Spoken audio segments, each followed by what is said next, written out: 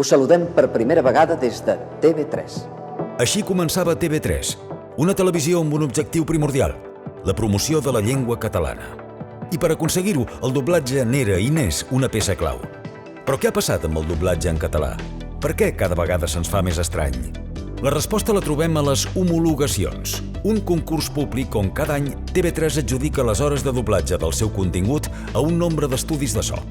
I què ha passat? En primer lloc, els criteris amb els quals es valorava fa 10 anys l'oferta dels estudis tenien en compte criteris artístics i qualitatius, criteris tècnics i criteris d'oferta econòmica. Actualment, al plec de condicions apareix únicament el criteri econòmic. D'altra banda, el preu que TV3 paga de mitjana per minut de doblatge ha passat dels 72 euros per minut als 49 euros per minut, una rebaixa del 30%. Aquesta precarització és senzillament insostenible, tant per als estudis com per la part artística.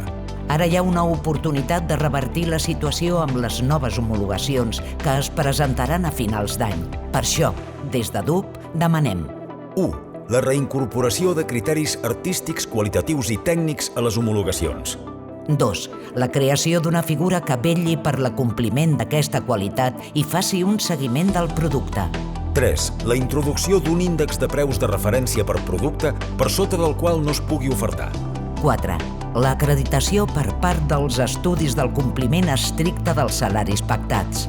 5. Un augment de pressupost del 30% a través d'una aportació finalista de la Conselleria de Presidència que sostingui la qualitat.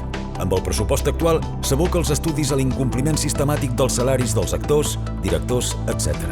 Si la televisió pública de Catalunya pretén continuar sent l'impulsor del català, ha de tenir en compte el cost d'un mal doblatge.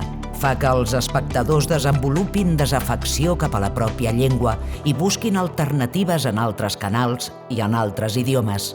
És responsabilitat de les nostres institucions i està a les nostres mans impulsar el català a l'audiovisual. Salvem el doblatge en català.